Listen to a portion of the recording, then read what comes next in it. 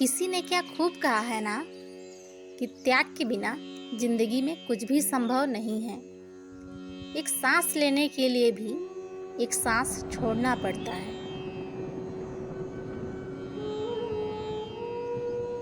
दोस्तों, आज की कहानी जरूर सुनिएगा। ये कहानी आपको एक बहुत बड़ी सीख देगी। तो दोस्तों, एक छोटा सा गांव था। वह गांव पहाड़ी पर था। वहाँ एक कुआं था। कहा जाता था उस कुआं में जो भी छलांग लगाता था, निकलने पर वह बदल जाता था, परिवर्तन हो जाता था। जैसे अगर कोई इंसान उसमें छलांग लगाए तो वह देवता बनकर निकलता था, और अगर कोई जानवर छलांग लगाए तो वह इंसान बन जाता था। और इन सब के बारे में बस कुछ ही विद्वानों को पता था, और उन कुछ विद्वानों में भी कुछ लोगों ने ही कोशिश की थी उस कुआं को खोजने की। उसे खोजने की कोशिश तो बहुत लोग करते थे, पर मिलता नहीं था। उसका रास्ता कठिन था, क्योंकि वो पहाड़ी पर था। किसी को नहीं मालूम था वहां तक जाने का रास्ता।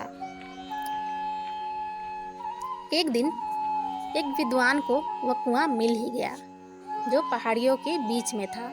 वो विद्वान जल्दी से पेड़ पर चढ़ गया, और चढ़ते ही कुआं में छलांग मार दी।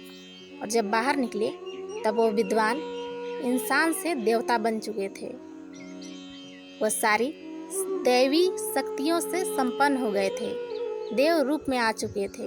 और ये सारा वाकया वहीं पेड़ पर बैठे एक बंदर बंदरिया का जोड़ा देख रहे थे। उनका तो दिमाग ही ठनक गया। वो कहने लगे, यार, ये कुआं इतना चमत्कारी है और हम आज तक इससे अनजान हैं।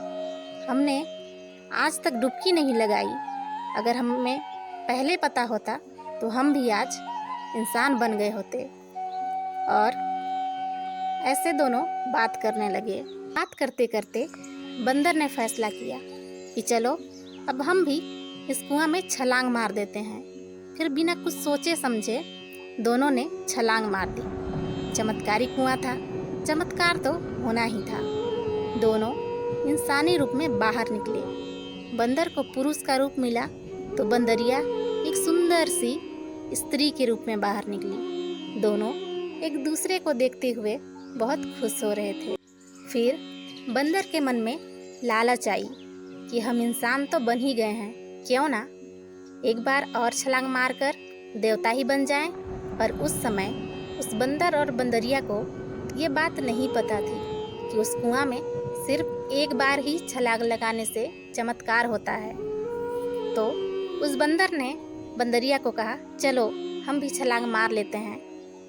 तब बंदरिया ने कहा, जो सुंदर सी नारी बन चुकी थी, उसने कहा, अरे नहीं, छोड़ो, इतना ही काफ़ी है। हम जानवर से इंसान बन गए, और क्या चाहिए। तब उसने बहुत समझाने की कोशिश की। उसने कहा, हमारे पूर्वजों ने कहा है, अति किसी चीज़ की अच्छी नहीं होती है। पर बंदर कहाँ मानने वाला था। बंदर ने कहा, तुम्हें नहीं जाना तो मत जाओ, लेकिन मैं देवता बनकर ही रहूँगा। और फिर बंदर ने फिर से छलांग मार दी। बंदर वही जो इंसान का रूप पा लिया था, उसने फिर से छलांग मार दी। लेकिन दोस्तों, जब इस बार बंदर कुआं से बाहर निकला तब वह फिर से बंदर ही बन चुका था।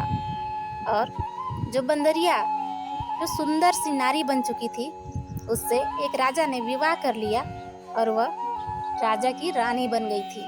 और जो बंदर फिर से बंदर बन गया था, उसे एक आदमी पकड़ कर ले गया और उस राजा के दरबार में लाया, जिस राजा की रानी वही बंदरिया बनी थी।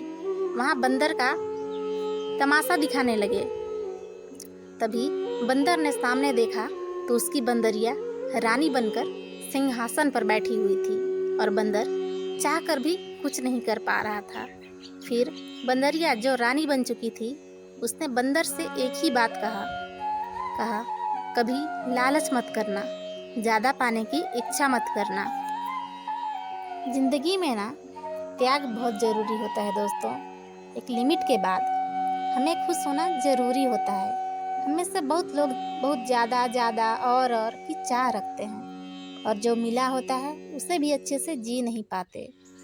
तो दोस्तों, हमें इस कहानी से यही शिक्षा मिलती है कि जो हमारे पास है उसी में हमें खुश होना चाहिए। एक लिमिट के बाद संतुष्ट होना ज़रूरी होता है। तो दोस्तों, आखिरी में यही कहूँगी कि ऊपर वाले के आशीर्वाद, घर वालों के प्यार और अपनी मेहनत से ऐसा काम कीजिए, ऐसा सफल बनिए कि लोग बस देखते रह जाएं।